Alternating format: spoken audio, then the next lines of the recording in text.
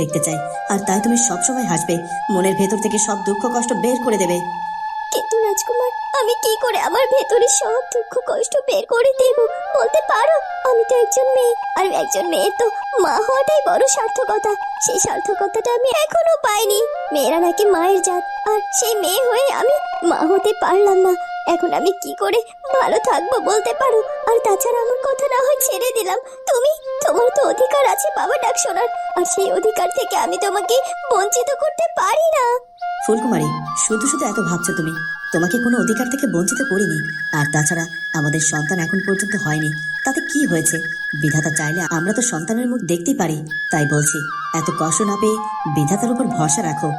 বিধাতার উপর ভরসা রেখে তো এতটা দিন পার হয়ে গেল, কিন্তু এখন এখন আমার মনে হচ্ছে আমি হয়তো বা তোমাকে কখনো কোনো দিনও সন্তান সুখ দিতে পারবো না। রাজকুমার, তুমি আমাকে ক্ষমা করে দিও, ক্ষমা করে দিও। ফুলকুমারী, যদি সেটাই বিধাতার ফয়সালা হয় তাহলে আমার কোনো আপত্তি নেই। আমি তোমাকে নিয়ে আমার বাকি জীবন সুন্দর মতো কাটিয়ে দিতে পারবো। তারপরে তোমার চোখের জল আমি দেখতে পারবো না। রাজকুমার, তুমি আমাকে এতটা ভালোবাসো যে আমার জন্য তুমি এত বড় ত্যাগ করতে চাইছো? ফুলকুমারী, তোমার জন্য তো আমি আমার জীবনটাও হাসতে হাসতে দিয়ে দিতে পারি, তাও তোমার চোখের জল সহ্য করতে পারবো না। এবার আর চোখের জল ফেরো না। আর তাছাড়া দিদিমার বয়স হয়ে গেছে, সে না বুঝে কয়েকটা কথা বলে ফেলেছে। তুমি এসবের কিছু মনে করো না। না না, দিদার কথা কিচ্ছু মনে করিনি। আসলে হঠাৎ করে মনটা বড্ড খারাপ হয়ে গেল, তাই আর কি। ঠিক আছে, এবার আর কেঁদো না। চলো, সবাই ভেতরে অপেক্ষা করছে। সবার সাথে কথা বলা শেষ করে আমি কষ্ট বা কেন পাচ্ছি? সত্যি বলতে প্রজারা যা বলেছে সত্যিই তো বলেছে, ওরা তো ভুল কিছু বলেনি। আমি তো সত্যি সত্যি কোনো সন্তান জন্ম দিতে পারিনি, আর তাই সবাই আমাকে অভিশপ্ত বলছে। কিন্তু আমার নিজের জন্য কষ্ট লাগছে না। আমার কষ্ট লাগছে এটা ভেবে যে প্রজারা শুধুমাত্র আমার একা দোষী করছে না, তারা তো আমার রাজকুমারকেও দোষী করছে, রাজকুমারকেও অভিশপ্ত ভাবছে। আর এটা এটা আমি কি করে সহ্য করব? আমার জন্য কিনা আমার রাজকুমারকে প্রজাদের কাছ থেকে এইসব কিছু শুনতে হবে?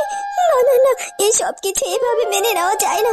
এবার এবার আমাকে অন্য কোনো সিদ্ধান্ত নিতে হবে। কেউ আমার রাজকুমারের দিকে অন্তত আঙ্গুল তুলতে না পারে। কিন্তু কি কি করব আমি?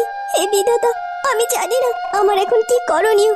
তুমি আমাকে পথ দেখো বিধাতা, আমি কোন পথে চলবো, কি করব, আর কি করলেই বা এই সব সমস্যা দূর হয়ে যাবে? তুমি আমাকে বলে দাও, বলে দাও বিধাতা, বলে দাও।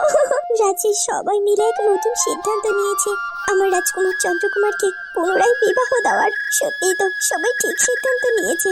আমি তো আমার রাজকুমার চন্দ্রকুমারকে একটা সন্তান উপহার দিতে পারিনি, তাকে পিতা হওয়ার স্বাদ থেকে বঞ্চিত করেছি, যার কারণে রাজ্যের সবাই রাজকুমারের দিকে আঙ্গুলও তুলছে, তাকে দোষী করছে।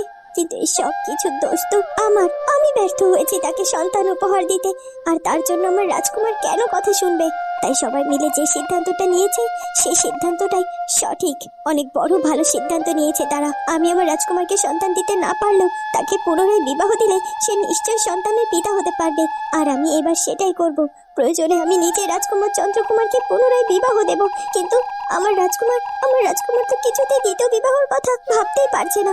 সে তো আমাকে ভীষণ ভালোবাসে, আমার জায়গায় সে অন্য কাউকে বসাতেও চাইছে না। কিন্তু এবার যে আমাকে শক্ত হতে হবে, যে করেই হোক রাজকুমার চন্দ্রকুমারকে পুনরায় বিবাহ দিতে হবে, যেন এই রাজ্যের মানুষ আমার রাজকুমার চন্দ্রকুমারের দিকে আঙ্গুল তুলতে না পারে। আর তাছাড়া সত্যিই তো এই রাজ্য তো এখনো অনিশ্চয়তার মধ্যে আছে। এই রাজ্যের পরবর্তী উত্তরাধিকার তো নেই, আর এই রাজ্যে তো একজন উত্তরাধিকার লাগবেই। আর তার জন্য রাজকুমার চন্দ্রকে আবারও বিবাহ করতে হবে। আমি প্রয়োজনে আমার রাজকুমারকে বোঝাবো, তাকে রাজি করাবো আরেকটা বিবাহ করার জন্য।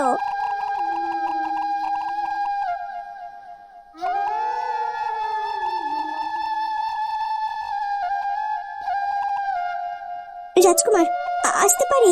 একে ফুলকুমারী, তুমি আমার কক্ষে আসবে আর আমার কাছে অনুমতি চাইছো?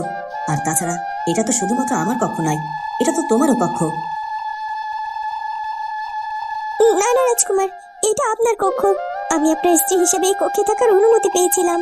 আচ্ছা, তাই নাকি? তা এখন পর্যন্ত তো তুমি আমার স্ত্রী, তাই আমার যেমন অধিকার তোমারও তেমন অধিকার আছে। আর তুমি সারা জীবন আমার স্ত্রী হয়েই থাকবে, আর সারা জীবন এই কক্ষে তোমার সমান অধিকার থাকবে। এখন ভেতরে এসো। কখন থেকে তোমাকে খুঁজছি, কিন্তু তোমাকে তো খুঁজেই পাচ্ছি না। কোথায় ছিলে বলো তো? আসলে রাজকুমার, আমি একটু ব্যস্ত ছিলাম, তাই আর কি আসতে পারিনি। আমি হঠাৎ কেন ডাকলেন সেটা বলুন। ফুলকুমারী, তোমাকে কেন ডাকলাম সেটা এখন বলতে হবে?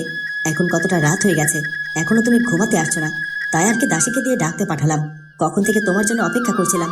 তোমার কি এসব কথা মাথায় নেই? কেন মাথায় থাকবে না রাজকুমার? আর তাছাড়া আপনার ঘুম পাচ্ছে, আপনি ঘুমিয়ে পড়ুন।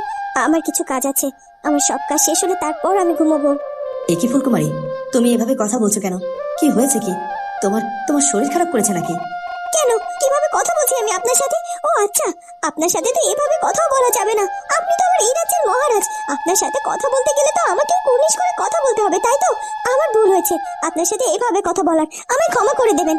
আর আমার অনেক কাজ আছে, আর আমাকে ডেকে এভাবে বিরক্ত করবেন না।